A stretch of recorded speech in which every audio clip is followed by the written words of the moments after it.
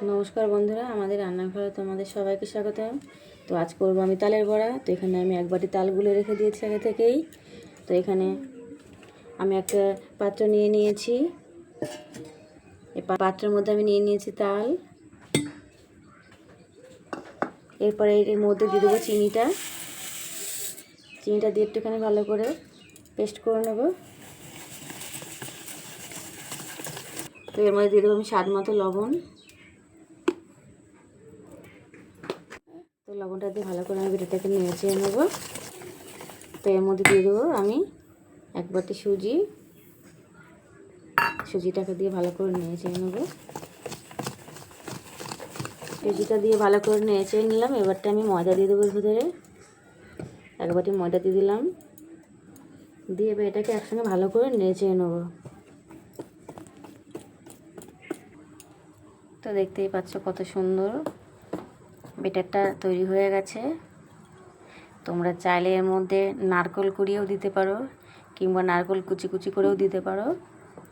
আমি এখানে আমার নারকেলটা ভালো লাগে না, সেক্ষেত্রে আমি দিইনি নারকেলটা। তোমরা চাইলে এর মধ্যে নারকেলটাও দিয়ে দিতে পারবে। দেখো এটা কিন্তু বেশি পাতলাও করা যাবে না, একদম বেশি মোটাও না। দেখতেই পাচ্ছ তোমরা যে কেমনভাবে উঠছে। এই দেখো, যারা নরম খেতে চাও তারা কিন্তু একটু মিডিয়াম করে গুলবে, আর যারা শক্ত খেতে চাও তারা একটু চালের গুঁড়ি দিয়ে একটু শক্ত শক্ত করে গুলবে।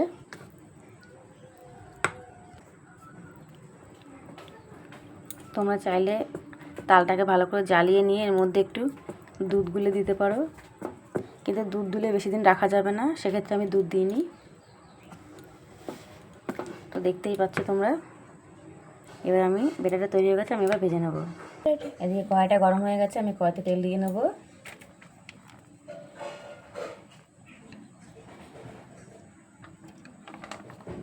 তেলটা গরম হয়ে আসলে আমি বেটারটা ছেড়ে দেবো।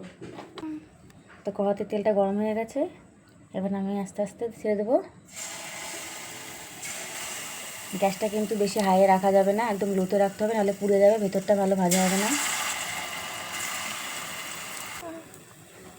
তো নিচটা ভাজা হয়ে গেছে, এবার আমি একটু উল্টে নেব। এত সুন্দর সফট হয়েছে, একা একা এগুলো উঠে যাচ্ছে।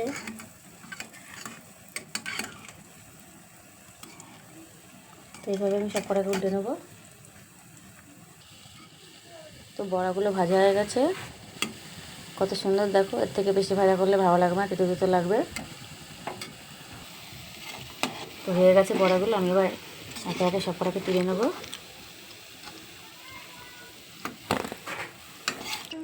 তো এইভাবে আমি একে একে সব কটা বড়া ভেজে নেব। সব কটা বড়া এইভাবেই ভাজবো।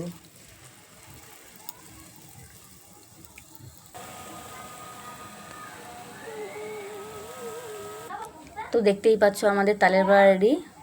তোমরা এইভাবে বানিয়ে খাবে, খুব সুন্দর। যাদের নরম নরম খেতে ইচ্ছা করবে তারা নরমই খাবে, আর যাদের শক্ত খেতে ইচ্ছা করবে একটু মচমচে, তারা একটু চালের গুঁড়ি মিশিয়ে নেবে, একটু সাবু বেশি করে দেবে। তো ভিডিওটি কেমন লাগলো বন্ধুরা তোমরা কমেন্টে অবশ্যই জানাবে।